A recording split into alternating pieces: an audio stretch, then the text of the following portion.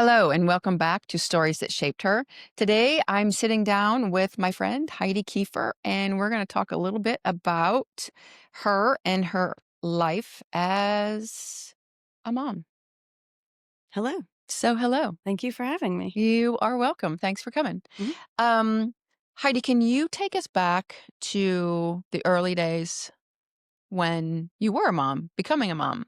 Yeah. So that happened at age 22. So I got married pretty young. I was planning a wedding at 18 years old. Wow. So s- barely 19 when we got married. And by 22, I was pregnant with our first and gave birth at 22. Wow. And yeah, then I had the second one 2 years later. And number three came 2 years after that. Nice planning. Hmm. For the most part. Um, It was it was what I wanted. I think it was what I was meant to do in life, and it was what I wanted, but that doesn't mean that it was always easy. Oh, no, no, So, motherhood is not. yeah, I don't feel like I don't think anyone can prepare, but I definitely don't think I was prepared. I was very you could see I looking back, I can see the immaturity in some decisions and in the rush. Hmm. I was rushed for no real reason other than it was what I wanted. And I kind of had this dream of being done having kids by the time I was 30. I don't know why that was in my head, but I wanted to be done with pregnancies before I was 30 and I did that. Wow. Were your parents young? Yes. Okay. Yep. My mom got married on her 18th birthday. Wow. Hmm. And I think she had my older brother at 22. So like I kind of followed that same exact path Mhm. that my mom did. Um, Okay. mhm. So, um, during those early years, did you find, other than like the typical difficulties as a mom, did you find it extra difficult or demanding? um,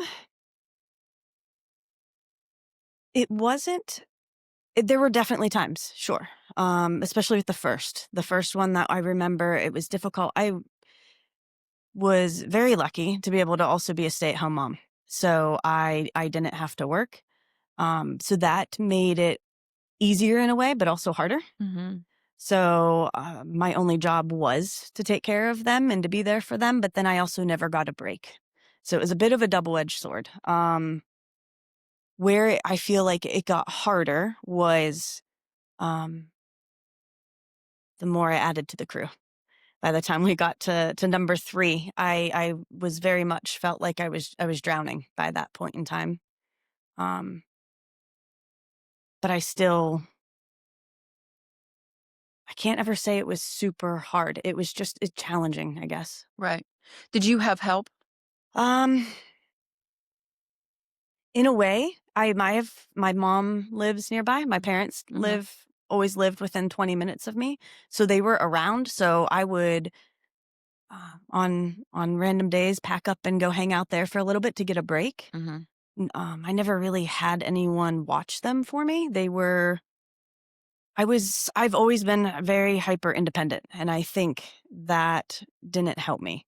I could have had more help if I knew how to ask for it. Got it. I think that was my biggest downfall was trying to be a martyr almost and like I can do this myself. I don't need to ask for help. These are my kids. I brought them into this world. I should be the one to take care of them. Right. So I had a hard time letting other people in to help.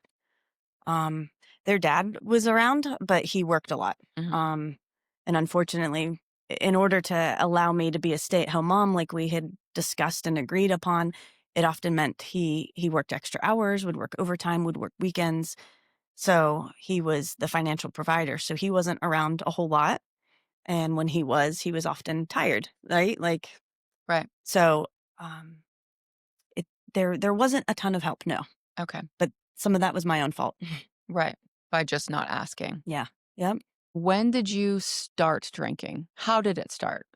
Yeah, so it actually didn't start until shortly after I had our third. Okay. I wasn't really a drinker. I grew up in a very Christian conservative home. So it was basically told me that, like, never drink, don't drink, it's bad. Like, there's alcoholism in our family, don't even do it. Um, and just the way that church was in my family, and with some of the things that I went through as a kid and teenager and early 20s, I just really tried to do things the right way. And so I really didn't drink a whole lot.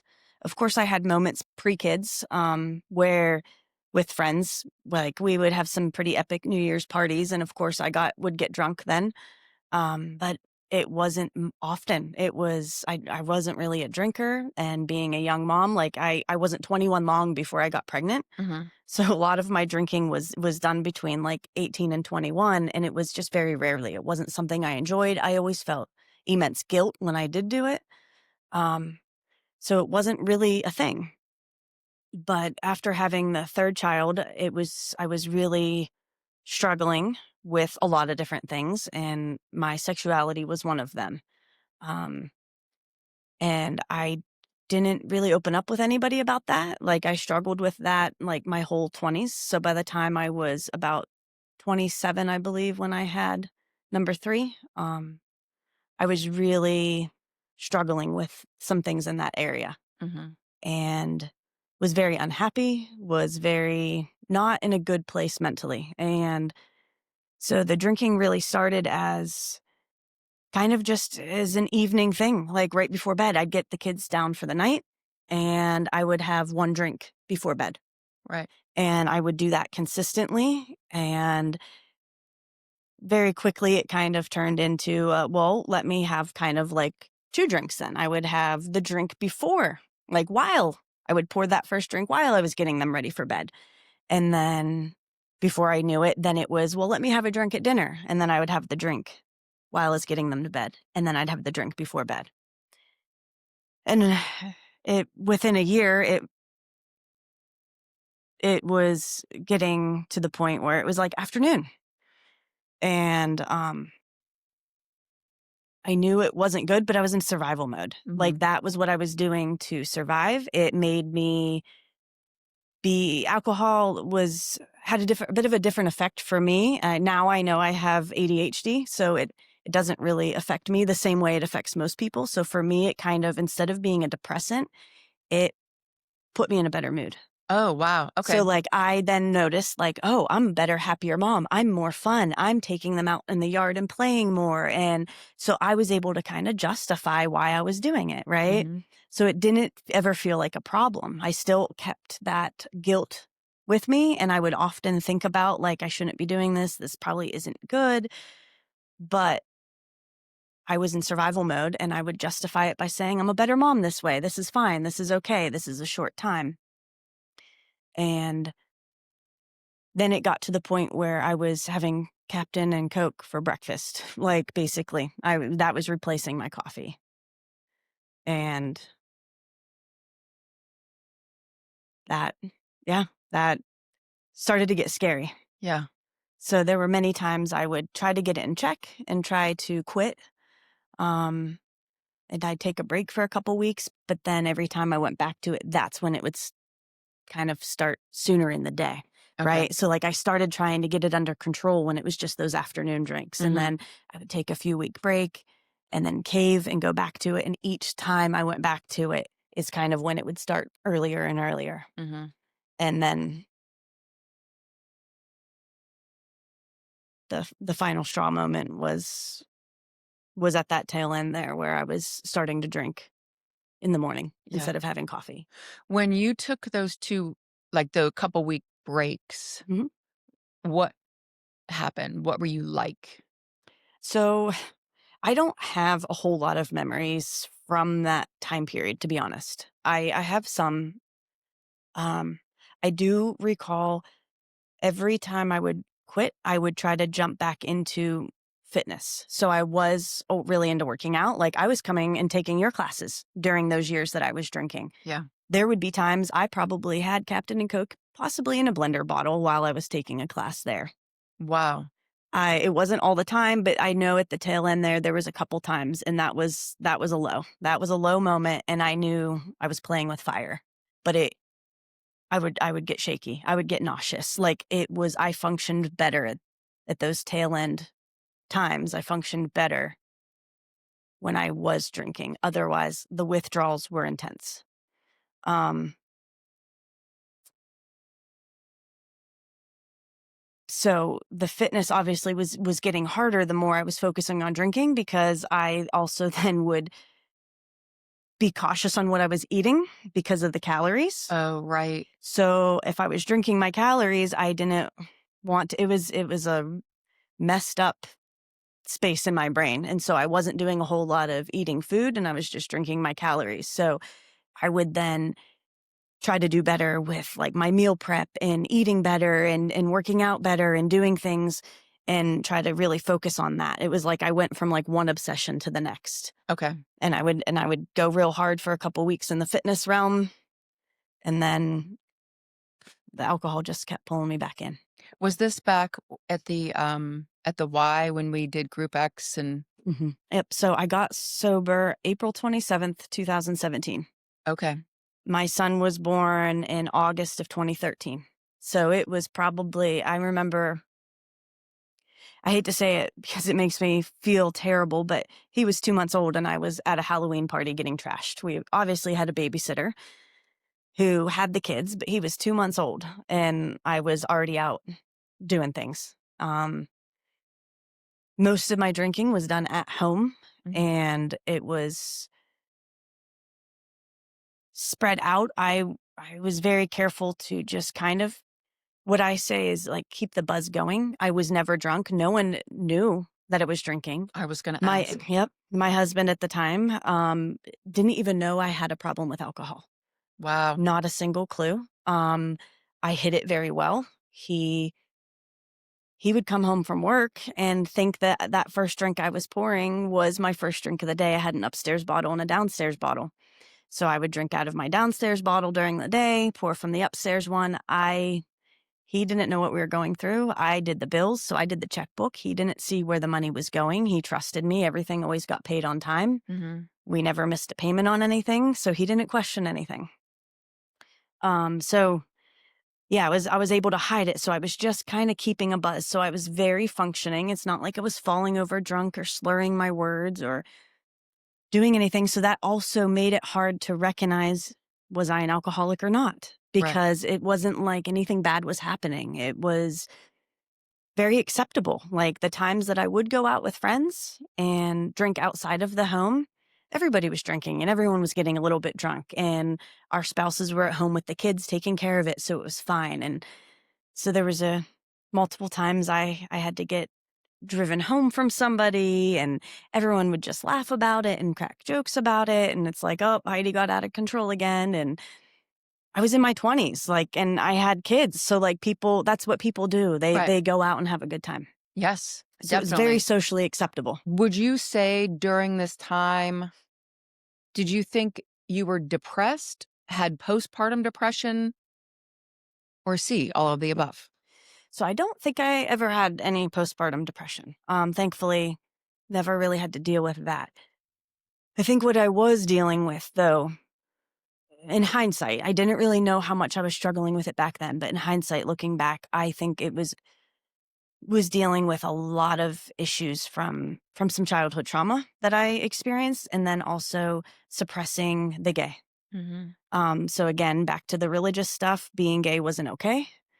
That was really frowned upon, and so when I would have those thoughts as a teenager in early 20s, like I shoved them down, wouldn't let myself think about it.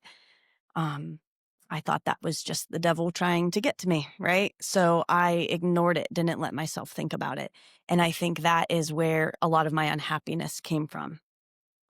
And then you throw a few kids in there and many years of marriage, and we weren't, it just, life was hard. Life was hard, and I didn't have any way to cope. So that was kind of what I dealt with. It wasn't until I finally got into therapy. I wanted to finally work on some things, and my therapist was amazing. She has since passed, and I think about her almost every day of my life. She changed my life for the better in many ways. But yeah, it was just really, I think, some depression and anxiety, but because of my circumstances, Okay. because I wasn't facing the reality, I wasn't dealing with my own demons, for lack of a better word. Mhm. I hadn't deconstructed from the church yet. I hadn't learned and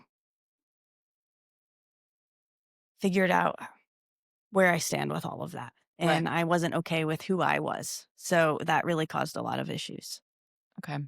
I can definitely understand that where, as you said earlier, it was you felt it was the devil coming up through you. So you Mhm, didn't say you weren't like, "God, I love me," you know, mhm. this is who I am." Nope, I wasn't okay with it. And I didn't know that that meant I was gay either. The fact that I would have those thoughts, I just thought, like, oh, the devil's trying to get me to sin, right? Like, it sounds ridiculous to me now. Like, Mhm. some people might understand that, but yeah, it really messed with me. And um, so I never really processed what those thoughts meant. Mhm. And I never realized that that's why I was unhappy in my marriage. The issues I had in my marriage, I didn't realize were because of that, right? Right. So it took actually my oldest, who was 8 at the time. It was one morning I was getting her ready for school and something was stressful and I must have been appearing panicked or frustrated or flustered or something. And she looked at me and said, "Mom, why don't you go make one of your mommy pops?" And she pointed to the cabinet where I kept my upstairs bottle of Captain Morgan. And she was said, "That always helps you. Why don't you go make one of those?" Wow. And it was in that moment I stood in my kitchen and was realized that I can't keep doing this. This is not what I want my kids to see. She should not have known that that would help me and known where I kept that. And so I did. I took her advice and I went and made a mommy pop, is that's what I called them. Mm. And that was the last day I drank though. The Wow. next day I said, I'm done. Never again. And you were able to quit. Yes. Cold turkey, done. Haven't had a drop since. And it's Wow. been 8.5 years. That's It has incredible. not been easy, No? but I'm finally at a point, these last few years, I'm finally at a point where it is not something that weighs so heavy on me. Mhm. Every once in a while, it'll catch me off guard and I'll have a moment. It's been probably 2 years since I had a moment where I had to contemplate and talk myself off of a ledge, talk myself out of going somewhere to retrieve alcohol. So it definitely, I can't get complacent Mhm. because that is when I'm always at risk to relapse. And I have to know that and realize that. And it'll be something that I have to deal with the rest of my life. I literally have to take one day at a time. That sounds very cliche, but it is how that works. I can't drink today. I can't sometimes think past today because that sounds so too big at times. So it's just today. For today, I'm not drinking. Right. What was you have, like, the talk me off the ledge, Mhm. w like, what were some of those moments that you were like, "Fuck it, Yeah. hand me a bottle of Jack," or Um, it could be, it typically would be like bigger life events or bigger things like a problem in a relationship that I may have been in or just stress, Mhm, right? Like in the very beginning, it was way more frequent and it could be any minor inconvenience would set me off. I actually had my best friend Susan would we had a little code word. I can't remember now what it is. We haven't even discussed it in a while, but it would be an emoji. Like we had kind of set up the safety net because sometimes it's hard for me to ask for help. mhm, So when I would have those moments, it was hard for me to know um, how to ask for help, right? I recognized that I didn't want to reach out to my sponsor. I didn't want to reach out to friends. I didn't want to tell them I was struggling wanting to drink. I just wanted to drink. So we had to kind of come up with an easy way to like alert somebody that, hey, I'm struggling. So we had a certain emoji. If I were to text that to her, she would know that she needed to call me or something was going on. Mhm. So in the beginning of being sober, it could be any minor inconvenience would make me want to drink. And the further away, the more time under my belt of being sober I got, it would take larger inconveniences. And now, thankfully, I've gotten to a point where for the most part, even some of the big inconveniences that I've had, it has been I've been able to process it way quicker and go, nope, I'm not giving that person or that situation that power over me to make me lose this much sobriety. I've worked way too hard. And that then gives me that boost of confidence of like, dude, you've got this. Right. Like, yeah. I love And the way you put that. yeah, anything is not worth it almost gives that power to them and that Right. control to them. Yes. So it allows me to kind of keep that power and control and say, no, I'm not giving up this. My life is too good. Where I'm at now, a lot of times I often have conversations with my current partner, Nick. She is my fiance, but I've talked with her multiple times and we've had multiple conversations about it. And I say, I don't know. I don't love the word alcoholic. I don't know if that is just because I don't want that label Right. or what, but I often question, am I actually an alcoholic or not? And how do I know unless I test it? Right. So like I've had those conversations where I say like, well, I could like maybe I could try drinking again. And then if it starts to be a problem, like you could tell me to stop, right? And we talk about what that would look like. And thankfully, she is very smart and she has dealt with people, past partners of hers who've had drinking problems. So she Mhm. is very good with that. And with her help, I've also come to the conclusion that it's not worth the risk Right. because there's always that chance then I would not come out of it and nobody could make me sober again, right? Like it doesn't matter what she would do. If I start drinking again and it's a problem, I may never come out of that again. Right. And I've been able to live the last 8.5 years without it. So why do I need it? Right. My life is so much better now than it was prior. Mhm. So whether or not I want to use the word alcoholic, I definitely was a problem drinker. And in the past, when I was stressed, I turned to alcohol.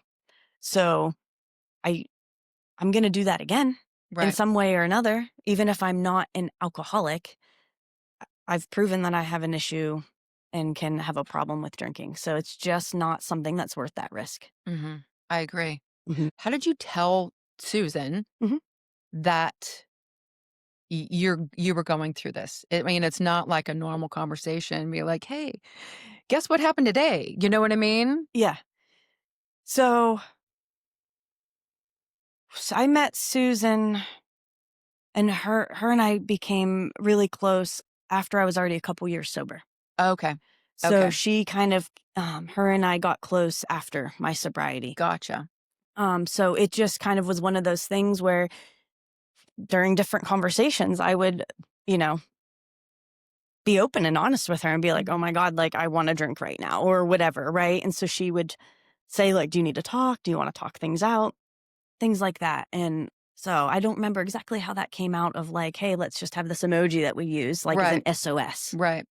Um Now, did you go to AA? I did. Yes. Yes. So I did that. How did that happen? How did you choose to do that? So it started by I had to after first being honest with myself and after my oldest daughter had made a comment to me that she made in the kitchen that day, Mhm. I decided like, okay, that's when it really hit me. I do have a problem and I need help. And I've tried to do this myself. Mhm.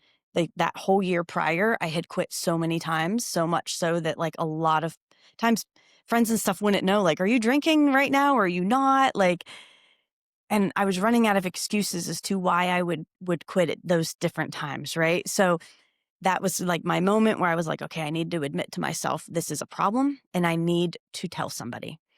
So I finally opened up to my husband at the time, and he had come home from work that night, and I put it all out there, and I finally told him. And I was honest about everything.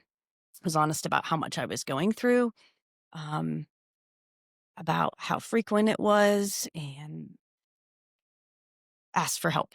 Said like I'm ready to fix this. And he was so supportive. That's So awesome. supportive. He is not a problem drinker, but he did drink. Like he would have a couple beers at night here and there. So one of the first things he said is, I'm going to quit drinking with you. He said, I will be done as well. We won't have any alcohol in the home, and I won't drink at all. So he, who was able to drink normally, Mhm. gave up drinking for me. That's And incredible. the whole rest of the time that we were together, we stayed together for probably 2 years after that. He never had a drop of alcohol. And that, number one, was the biggest thing, because had he still been able to drink, even if it was going out with friends, I'm not sure I would have been able to stay sober, because I definitely would have been jealous or mad or angry, or would have made an excuse. Like, that's just how the brain works, right? Mhm. So that was huge. The fact that he did that with me. He encouraged me to go to meetings. My therapist highly recommended that as well. So I found meetings in the area, and I went to one or two a week. Um, I did that. I found a sponsor, started working through some things. So this was April of 2017. And then the summer of 2019, we went through a divorce. And then obviously COVID happened that next spring Oh, right, after. right. So once COVID happened, meetings shut down, and they were shut down for quite a while. And at that point, my life was wildly different. I was on my own. I had the kids on my own. We did 50-50 custody. So it was just, I was juggling a lot. Like I went from being a stay-at-home mom who had kind of started a business that was picking up during my drinking years, and then went through a divorce, was on my own, 2 years sober, trying to make my business pay my bills. So like my life really looked wildly different. Even though it was positive changes, it was a lot, and I had to juggle that. So COVID kind of making the meetings shut down for a while. I never went back. Like I never started going again. But I stuck with the therapy and found other outlets and ways to kind of make my own AA meetings, if that makes sense. Right. So they were helpful in those first 2 years. Mhm. And those were probably the roughest 2 years, that first year in particular. Um, I didn't do a whole lot that first year, but eat ice cream and sit in a recliner playing with my kids. Like, I have some photos of myself that we like to laugh about with my family, with my kids and stuff, when they pop up in somebody's memories. They we kind of make fun of myself there a Yeah. little bit. It was I didn't do a whole lot, and that is what my therapist recommended. You shouldn't do too much that first year, right? Like I was just trying to stay sober. I did a lot of journaling, a lot of reading, a lot of just reflection, self-help type of stuff. And I had to replace the drinking with something, and I picked ice cream, and I think I put on probably 50 pounds. Oh, Yeah, it was some of that weight gain happened prior to getting sober, because of the drinking eventually right. catches up to you, right? Absolutely. But yeah, so then after I hit that 1 year of sobriety, that's actually when I came back to TPA. So I Okay. had kind of been coming to your gym here and there. I couldn't come as a full-time member. I did a Mhm. punch card for a hot while, right? Right. And would come when I could. But when I hit that 1 year sobriety, I talked to him, my husband at the time, and said, I need to go to the gym.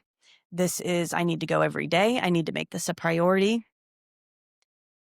I know we live life on a budget on one income, but here's how this looks. This is what the cost is. This is what we can give up. This is how I can tighten the budget this way. Like, can I please do this? And I think that you guys had like a kids room at the time, or Yeah. a couch area. My kids were just finally Oh, old right. enough that Yes. I could bring them with me, right? Mhm.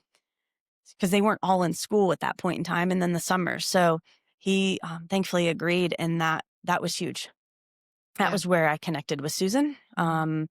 and made other friends, like-minded people, and that became kind of my obsession, right? And I then traded the ice cream in for weights Yeah. again, and I had worked out prior to, but like I said, I kind of just lost myself in those couple years of heavy drinking and trying to get sober. Yeah. So going back to the gym was huge. It gave me an outlet, and I'm still there to this day, and I still call it my therapy place. Hell yes. Mhm. Yes. Replace a lot of addiction with iron. Yeah. Yeah. Yep. Well, not iron anymore, it's bumper plates, but, Right, same right, right. thing. Same, To same us, thing. it's rubber now. Yes. Um, did you tell your kids? Oh, yes. Oh, yes. Yep. Yeah. I've been very open and honest with them. I've given them age-appropriate details, Mhm. obviously. So when they were little, even when I was drinking, I didn't really tell them it was alcohol, so I guess I wasn't fully honest then. I Right. called it mommy pop. But after that is when I was more honest. Mhm. And even still, I just had a conversation with them over the weekend about it. So my youngest is now 12, my middle daughter is 14, and my oldest is 16. So, of course, they face opportunities and chances to make some decisions and go to parties and different things. So I'm very open and honest with them. Similar to how my parents were with me, but I'm trying it to be a little different. What didn't work for me, so I'm trying to just switch things up and converse with them differently. Like, I'm not telling them, "Don't drink. Right. It's bad." I'm telling them, "I know someday you're gonna want to drink, so let me tell you my story Right. and my experience," right? I didn't have a problem with drinking when I was in my 20s, early 20s, Mhm. right? It wasn't an issue. It snuck up on me later. And I didn't have as much knowledge around all of that as I probably could have. So in my mind, I thought an alcoholic was somebody who you would know the first time you had a drink. I kind of thought it was similar to drugs. Like the first time you touch heroin, you're most likely going to be addicted, For right? sure. Alcohol doesn't work that way. Like you could drink normally for 30 or 40 years and then all of a sudden you have a problem. And I don't understand why that's a thing or how that is, but I just see that to be true. Mhm. So I just talk with them, like, always be aware, be cautious, be safe. Like, don't be stupid about it and just keep yourself in check and know that your family is riddled with addiction.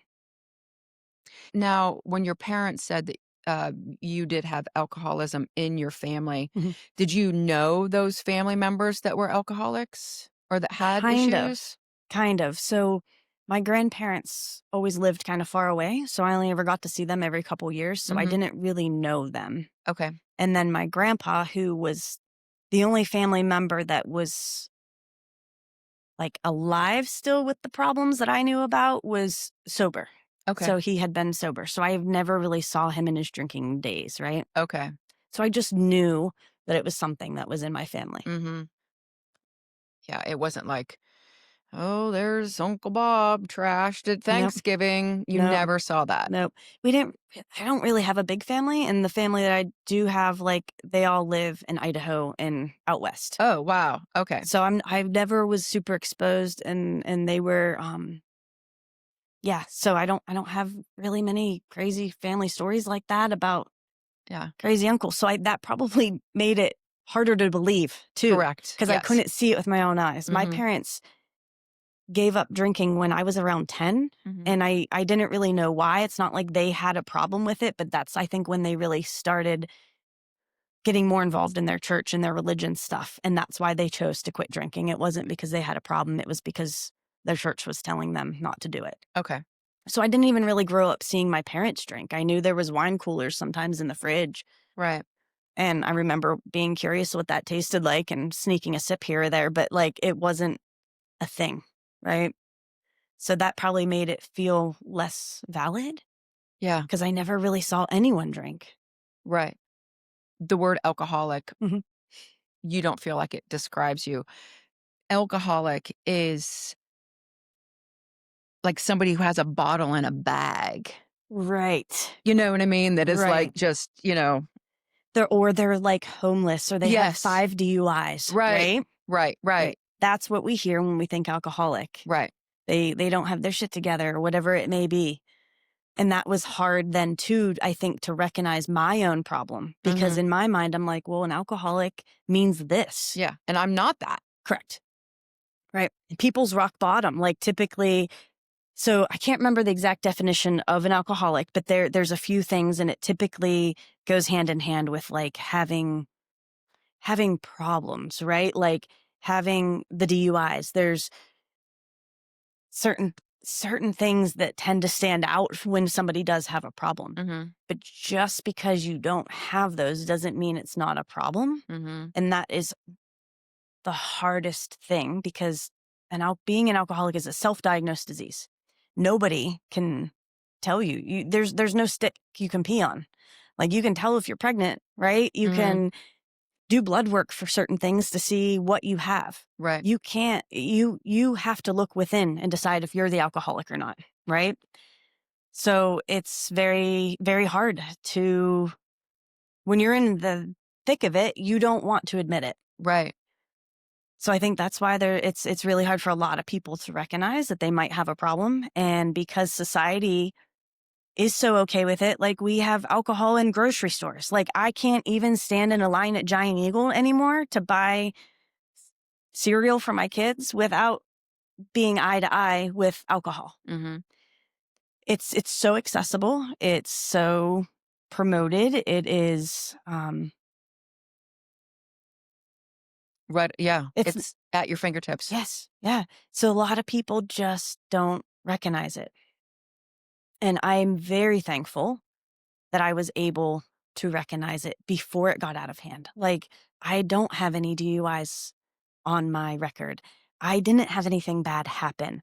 Like thank God everything's okay with my kids. Right. Like it could have gotten worse had I not caught it. And I am just so thankful that I was able to recognize the problem and was able to quit before I had any of those things because my kids are my life.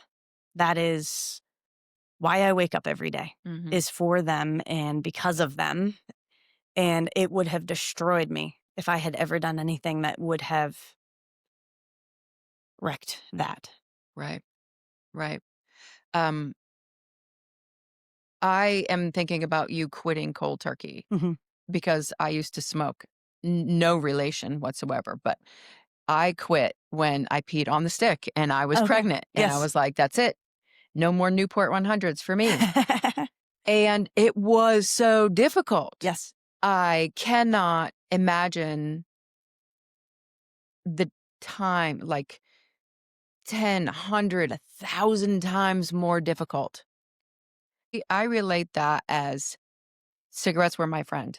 If I was happy, Mhm. I would grab a cigarette and be like, "Yay." Mhm. If I was sad, that's the first thing I wanted. If I was Right. mad, that's the first thing I wanted. It was that was my addiction, Yes. as blasé as it is. That's the only thing I can relate your struggle to, Mhm. is mine Yeah. with nicotine. It's all you think about, right? Like, um, so I have to be honest, I don't have a lot of memories from that. I will say I probably am very lucky that I didn't need to be hospitalized through that because it can be very dangerous to quit drinking cold turkey. Mhm. The amount that I was consuming in a day, it I should have probably been hospitalized. I don't know how I wasn't. How much were you drinking in a day? By the tail end of my drinking time frame, I was going through basically a fifth a day. I was buying 2 handles a week. Wow, And when I've run the numbers, one of those handles would last me 3 to 4 days. And there is 3/5 in one of those. that's incredible. Yep. I think the only reason why I managed without intervention of some sort through those withdrawals is because I wasn't drinking that much for a long time, right? Like, yes, by the tail end of what I call my drinking career, it was a fifth a day, but it wasn't like I was doing that for 3 or 5 years, right? Right. So, it it was a very short period of me having a problem with drinking, like, Mhm. from early 2014 to 2017, it was probably about 3 years off and on, and then the tail end was probably that final many months where I was consuming that much. But I do know I would go through every morning that I woke up nauseous, sweaty, shaky, and if I didn't have a drink within a couple hours, it would get worse. So it couldn't have been pleasant those first few days, and Mhm. that's probably why I don't remember it. Right. But also, when I'm determined to do something, I think like most people, if once you put your mind to something, like, you can just do it. Mhm. And I think I had gotten there. I was so sick of my own self. I was so sick of hiding. I hate being secretive. I hated what I was doing. I hated the money I was wasting. Like, taking away from the family's resources in that way, right? Like, that got pricey. Mhm. Um, I hated being dependent on something in that way. I was just so sick of it that I was ready. And I had that, like, I hit my own rock bottom, right? Um, so definitely wasn't easy. And anytime I have a moment where I question if I'm strong enough to do something, I think back to that and I'm like, man, if I could do that. Um, I did, obviously, as any addict does, because I'm just an addict. I can get addicted to anything, and I know that about myself. I am careful now that I know that information. Like, but I too was a smoker in my early 20s. But then I quit with each pregnancy, Mhm. right? But then within about a year of quitting drinking, I discovered vaping.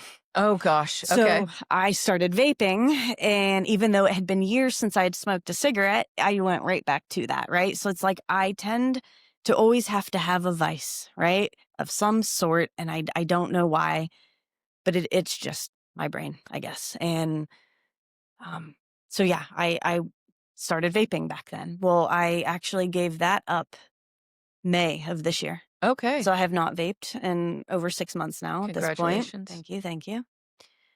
I let myself have as much Diet Coke as I could ever want because that's my new vice. That works. I'm like, I'm okay with that I one. am totally fine with Diet I'm Coke. okay with that one. Dr. Pepper Zero is my preferred, but that's hard to find. Okay. So McDonald's fountain drinks, Diet Coke is the best. Okay. That is, I Yeah. feel like I've given up so many things in my life that I got to be okay with that one. Yeah. So Yeah, absolutely. You had said before that when I asked you to do this podcast, you had heard someone else's story mhm. that kind of gave you the courage. Yes, Where did you hear the story? What was it? If you can yes, yeah. count. So it was. I don't remember the exact timing of it, nor does that really matter. But at some point, either right before I got sober or within weeks of that, came across a post on Facebook that a friend of mine had commented on, and it was this woman's 6 month sobriety date, and she had put this really long, um, heartfelt post out there and a Mhm. little bit about her story, right? And she also was a mom, right? It sounded like she drank in the same way I did, where it was very closeted. It was at home. She was taking care of the kids still. Like, she was very functioning, but she knew it was a problem and got sober. And seeing that, I was like, oh my gosh, she made it 6 months. So I reached out to my friend who had commented and said, who is this woman and where is she from? And, like, can you get me in contact with her? I need to talk to her. And that woman very quickly responded and invited me to her home.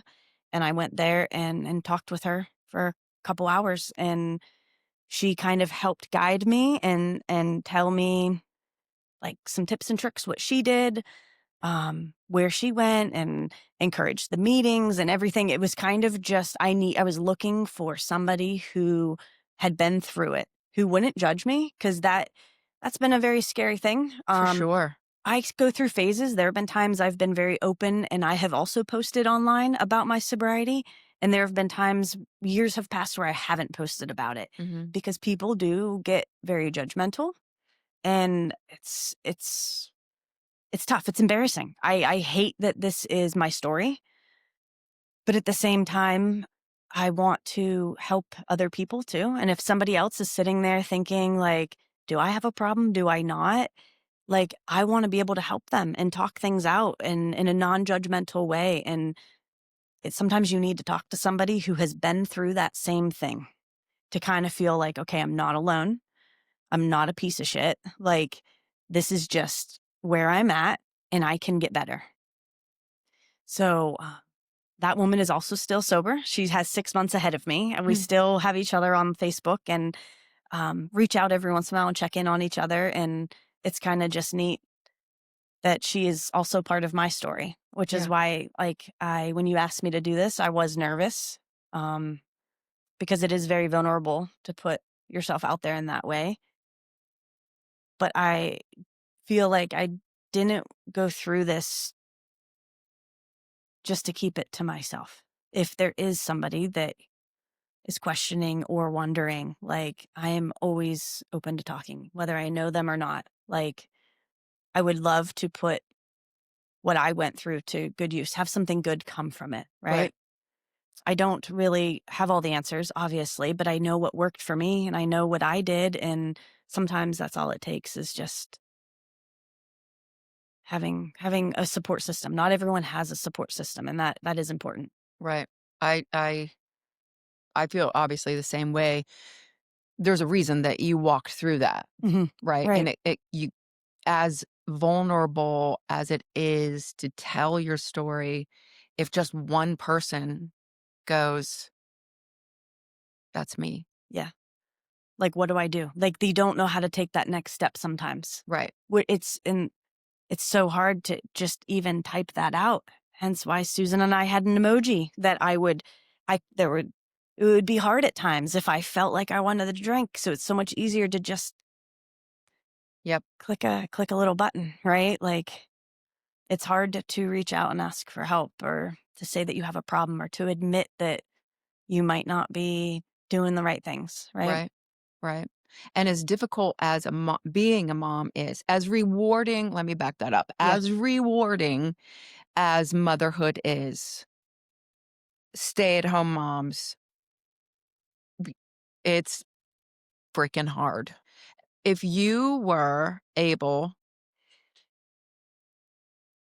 to go back and tell yourself or go back and see you at 21, 22 when you had these babies, Mhm.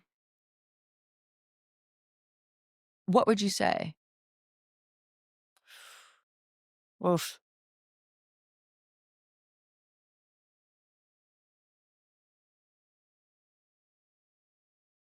My brain is going 100 miles an hour, and the short answer, I think I would have just whew,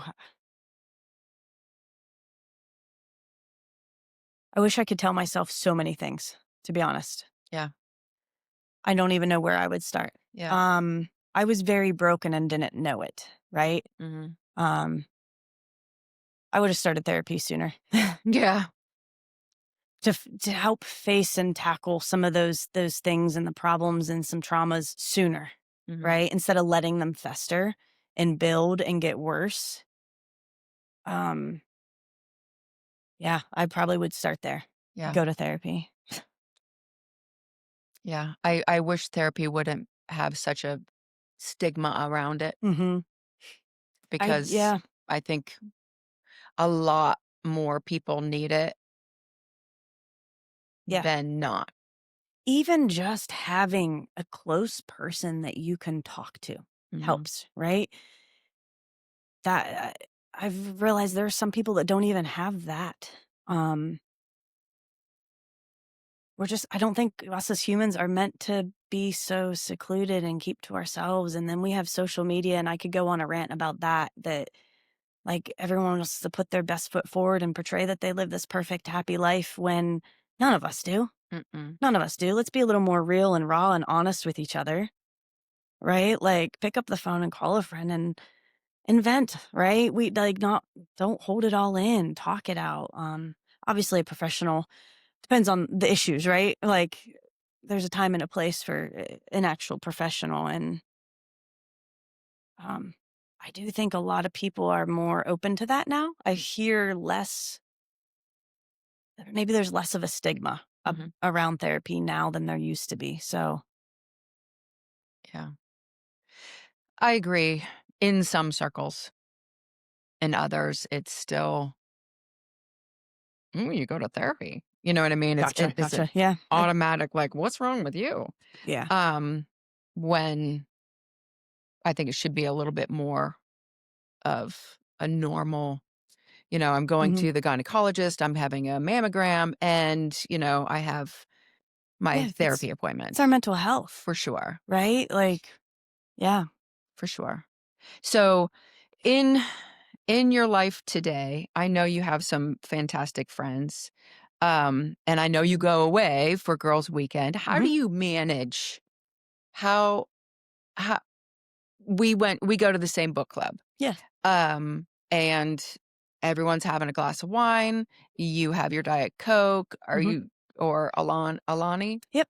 Energy drinks. I've Yeah, actually cut back on those a lot. yeah, I was consuming those too much too. I do a lot of things to excess. yeah. And at one point in time, I would consume 3 to 5 energy drinks a day, and I I finally realized that probably wasn't healthy either. So Right. I don't even really have too many of those energy drinks anymore. Okay. But regardless, so the first year or two, I actively avoided anywhere where alcohol was Mhm. because it was too triggering. So the first few years, I wasn't around it, wasn't exposed to it. If I knew it was there, there would be certain events where I couldn't help it. Like let's say a wedding, right? Like Oh, I right. can't not go to a wedding just because there's alcohol. So I would have to kind of mentally prepare and kind of talk to myself ahead of time. Like it's all right. You got this. You don't need this, right? Just knowing that it was going to be there, I could go into it in the right headspace. There would be times where I would go somewhere and not think alcohol was gonna be there, and I would see it and it would catch me off guard, and there were times I've left, right? Like, those first few years, I had to really be careful. Um, since I have done a lot of work through years of therapy, and obviously I've been able to come out and be my true self, I no longer have to hide in the closet, with my sexuality, that is, I just feel such a weight lifted off of me, right? So I am wildly in a different place as far as the alcohol goes. And I did slowly kind of recognize that I could be places and see alcohol and not have it trigger me. I still obviously have to be very careful. I can't get complacent, but I hardly think about it now. I've probably been around alcohol more in the last 5 years of my life than I was prior to, right? And it's not even really something that bothers me anymore. A lot of my friends will have still asked like, "Hey, like this is going to be here. Are you okay with it?" And I'm like, "Yep, totally cool. Like thank you for asking." And it's just not even a thing anymore. I just everywhere I go, I expect to see it, and it doesn't typically catch me off guard anymore. It doesn't bother me. Not everyone's going to be that way, like but for me personally, that's my experience that I don't have any issues being around it or being exposed to it, with the exception of Captain Morgan, Yeah. right? Like, my current partner does drink. She doesn't drink very often, but, like, she knows if we're out and about, like, she doesn't order anything that has Captain and Coke. Like, that is just not something she'll order. She'll order a beer or something, and that doesn't bother me because my drink of choice was Captain and Coke, and that's all I had. So seeing people drink beer isn't really triggering for me Right, personally, right? right. So I probably have that benefit that even though it's alcohol in general, it was a specific drink for me. So I do actively avoid that. Like, I won't go into a liquor store. I also don't need to, but there have been times where I have people that drink and I've wanted to gift them a bottle of wine or something, and I will have to ask somebody else to do it, or I just will steer clear from that. I won't do that. Right. Um, I was helping out a friend actually, Amy. Okay. Um, her Oh, yep, they have a store. I don't know if I can yeah. put this out there, Right, right, but I helped in their beer distributor for a little while TJ was in the hospital, right. right? I was totally fine doing that. Could I have done that early on in my sobriety? Probably not. But when their family was going through that, I helped there. Mhm. And that for me personally wasn't triggering because I wasn't into what was in there, right? But had they owned a liquor store where there was rum and things like that, no, I will not put myself in that setting. Yeah. So that's kind of how I've managed still being so social and not losing out on any social events and still not putting myself in a triggering situation. Mhm. I had to kind of learn what my triggers were. So, That's incredible. mhm. Incredible. I was a bartender for several years and worked with a lot of alcoholics, Yeah. but See, truthful. working at that beer distributor for a short period of time Mhm. was kind of eye opening for me too, because I saw some of the same people every morning come in and I saw them shaking as they're putting their 30 pack of beer up on the counter. And I'm like, whoa, they were just here 2 days ago when I worked a shift doing the same exact thing. Right. Right. And seeing some of them, it kind of was like, it gave me just more moments of thankfulness Mhm. because I was like, wow, that could have been me someday. Right. Like, had I not got it together, like that could be what my life could have looked like. Right. Right. So in a way, that was kind of a little bit of some AA meetings in that in itself, just Yeah. seeing other people in an active addiction state makes me very grateful. Yeah. I can imagine. If you had a friend or knew someone and you saw the shaking and you Mhm. saw some of the things that you did, would you put yourself out there and say, "Hey, like, if you ever need to talk," or It's tricky because people aren't typically receptive to being told about themselves. You know what I mean? true. They have to want to hear about it in order to be receptive. So I never would want to cross any lines in that way or to cross a boundary. There have been a few times with people that I have found a way to kind of drop a hint. Mhm. Sometimes all it takes is just mentioning that I used to have a problem with drinking and now I'm sober. Right. That comment alone, the amount of people that makes them feel very uncomfy, just hearing that I don't drink because I had a problem, it's always intriguing to see how people respond to that. Yeah. People are always like, "Oh, that's great, like, good for you," or, like, they take that almost they get defensive, right? Okay. If we're talking and that's something that comes up and then they suddenly get a bit defensive, that's a little bit of a red flag, and I'm like, Right. sometimes that's all it takes is to say that, and it makes them self-reflect, right? Mhm. So to answer your question, no, I don't think I'd ever unless it was a close friend that I really felt like I could say, "Hey, I'm worried about you. Mhm. Like something's not right." Right. If it's somebody I'm not super close with, I just would find a way to kind of put it out there that this is what I am doing Mhm. without making them feel judged or like they're being told they have a problem. I would never want to do that to somebody, but Right. As yeah. as I said that, I'm, like, thinking,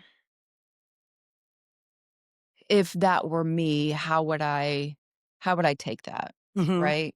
Yeah. And, you know, "If you ever need to talk, Tam," and I'll be like, "Well, what is she saying?" But no, Yeah. I mean, if you would say I think if you would say that to anyone, they would know,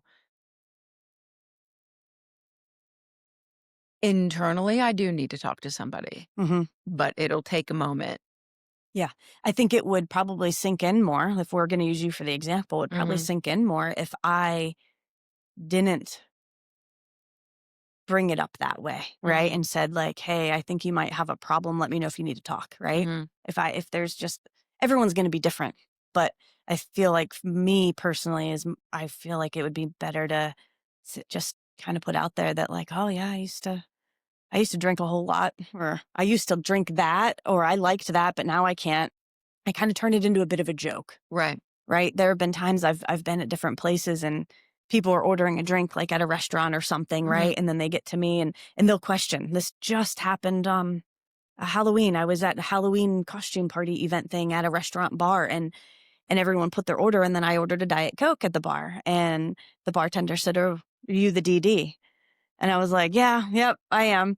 I didn't feel like going into it, so I left it at that, right? But right. there are times that I would say, "Yeah, I was too good at drinking. I'm not allowed to do it anymore, right? So kind of turning it into a funny thing. And then oftentimes people will reply and say, "Yeah, I've been there." Or sometimes I do that too. You can see the instant they're reflecting on their own selves Mhm, when I can make it funny and just make fun of myself in a right, way for the fact that I was too good at doing this and now I'm not allowed to drink. mhm, It kind of I feel like that hits a little softer and it keeps people from immediately going into the defense. Because if they're too defensive, they're not gonna be able to see their mm-mm, own selves. yeah, most definitely. Yeah. So, is there anything that we didn't cover that you want any questions that I didn't ask that you want to hit? No, I think that's pretty much it, other than just kinda reiterating that if any of your listeners are people, just send me a random emoji. Yeah, Find me and reach out, and just it's not impossible. no, it's not. It is not, Mhm. and I hope you don't get a random emoji, but I hope you Same. do. I do, Yeah. I do. Yeah.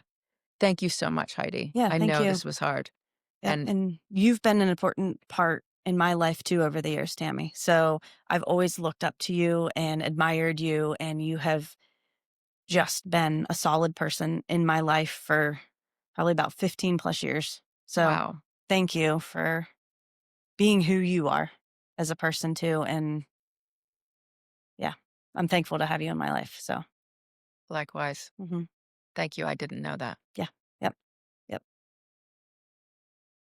I love you. I love you, my friend.